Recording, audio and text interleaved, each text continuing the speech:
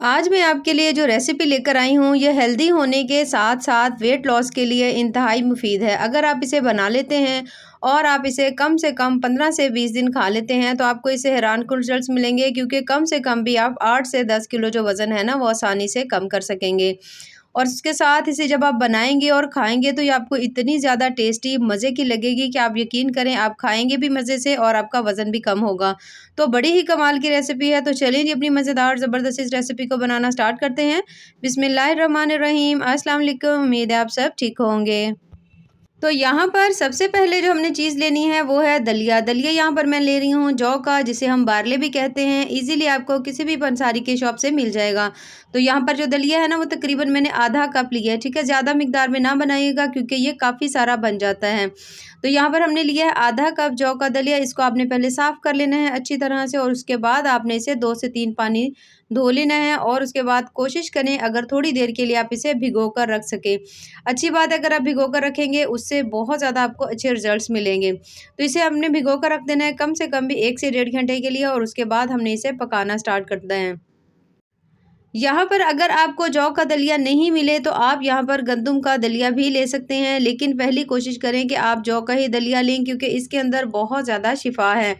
तो यहाँ पर हमने इसको अच्छी तरह से धो लिया था, भिगो लिया था। अब ये पानी हम इसका ज़ाया कर देंगे और इसे हम पकाना स्टार्ट करते हैं।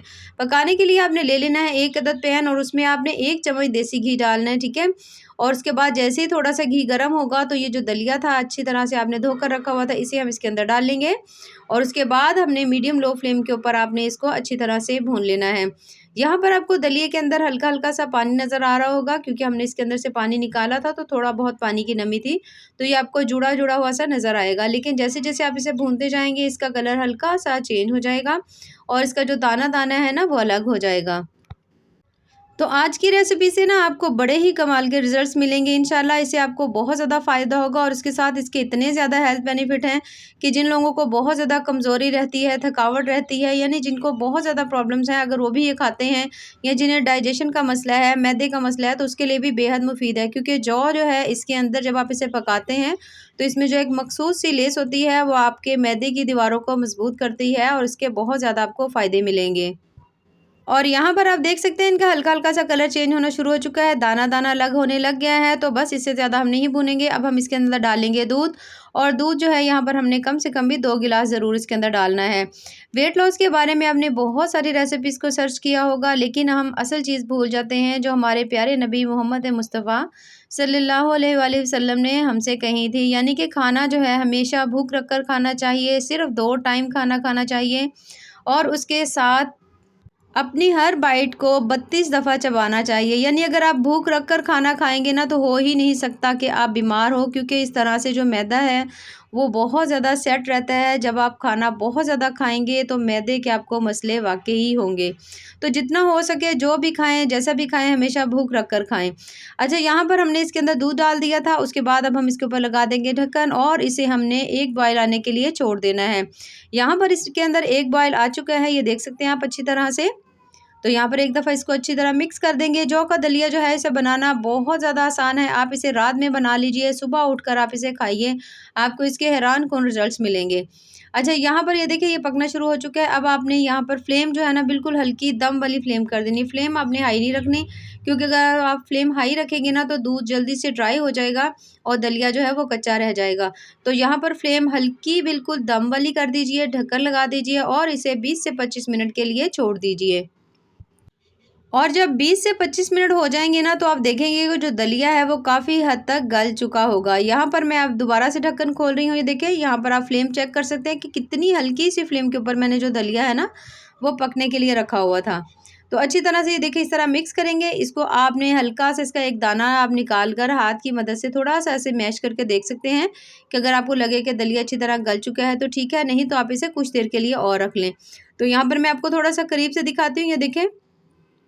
अभी थोड़ी-सी कसर है यानी कि इसका दाना हल्का-हल्का नज़र आ रहा है। हमने इसको इतना पकाना है कि जो दलिया है अच्छी तरह इसके अंदर मिक्स हो जाए।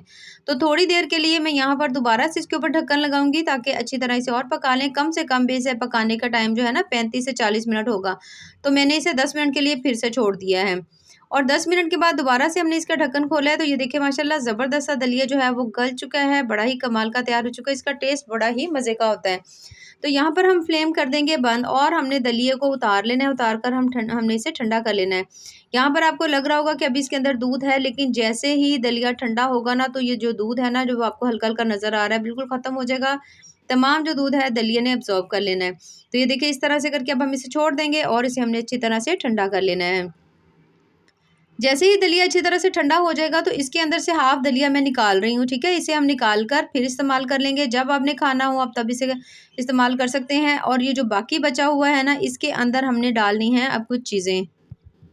तो सबसे पहले मैं यहाँ पर शामिल कर रही हूँ हाफ़ मेरे पास सेब था, इस तरह से हमने इसे काट कर इसके अंदर डाल दिया है। उसके बाद एक छोटे साइज़ का मेरे पास अमरूद था, इसे भी मैंने इसके अंदर डाल दिया है। बिल्कुल 2 से 3 चम्मच हम इसके अंदर डाल देंगे अनार। जो आपको फ्रूट पसंद हो वो आप इसमें डाल लीजिए, जो आपको नहीं पसंद आप इसे स्किप भी कर सकते हैं, जो घर में हो उसे भी आप डाल सकते हैं। यानी ज़रूरी नहीं है कि तमाम चीज़ें डालना, कोई एक फ्रूट भी आप डालकर खा सकते हैं। थोड़ी-सी किशमिश डाल दी है, थोड़े से बादाम मैंने डाल दिए हैं, थोड़ी-सी इसके अंदर मैं डाल रही हूँ अखरोट, 1-1 चम्मच तमाम चीज़ें डाल देंगे। थोड़े से बारीक कटे हुए पिस्ता डाल देंगे। अब यहाँ पर आपने नोट किया होगा कि मैंने इसके अंदर मीठा करने के लिए कोई भी चीज़ नहीं डाली। तो आप इसे ऐसे भी खा सकते हैं, बहुत ज़्यादा मज़े का लगेगा। लेकिन अगर आप नहीं खाना चाहते, तो फिर आपने इसके अंदर 1 चम्मच जो है ना, शहद डालना है, ठीक है? शहद डाल लीजिए, अगर शहद नहीं है तो 1 चम्मच आप इसमें शक्कर डाल लीजिए। लेकिन कोशिश करें, अगर आप डाइट कर रहे हैं और अगर आपने वज़न कम करना है, तो आप इसे बगैर मीठा किए हुए खाइए। बगैर मीठा किए हुए खाएँगे तो जो शुगर वाले पेशेंट्स होते हैं वो भी इसे खा सकते हैं। तमाम चीज़ों को डालने के बाद हमने इसको कर लिया अच्छी तरह से मिक्स और बहुत ज़्यादा हेल्दी ढेरों खूबियों वाला जो दलिया है ना, वो आपका तैयार हो चुका है। और इसे खाने का सबसे बेहतरीन तरीका ये है कि दलिया जो है वो आप रात में तैयार कर लीजिए और सुबह उठकर आप अपनी मर्ज़ी के जो है ना फ्रूट्स जो आपको पसंद हो वो डाल लीजिए। अगर हैं तो डाल लीजिए, नहीं है तो कोई मसला नहीं। दलिये के वैसे भी बहुत ज़्यादा फ़ायदे हैं, तो आप इसको ऐसे भी खा सकते हैं। तो सुबह में खा लीजिए, कोशिश करें 2 टाइम खाना खाइए, भूख रख कर खाइए, ज़्यादा मत खाइए, वॉक करिए, तो एक्सरसाइज़ करिए और आप देखेंगे कि आपको वाक़ई से हैरानकुन रिज़ल्ट्स मिलेंगे।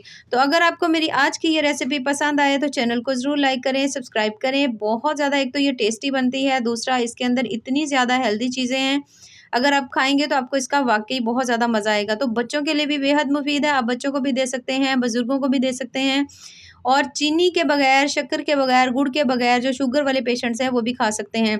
तो ऐसी ही मज़ेदार, ज़बरदस्त और टेस्टफुल सी रेसिपीज़ के लिए हमारे चैनल का विज़िट ज़रूर करें। बाकी दुआओं में याद रखिए। अल्लाह हाफ़िज़।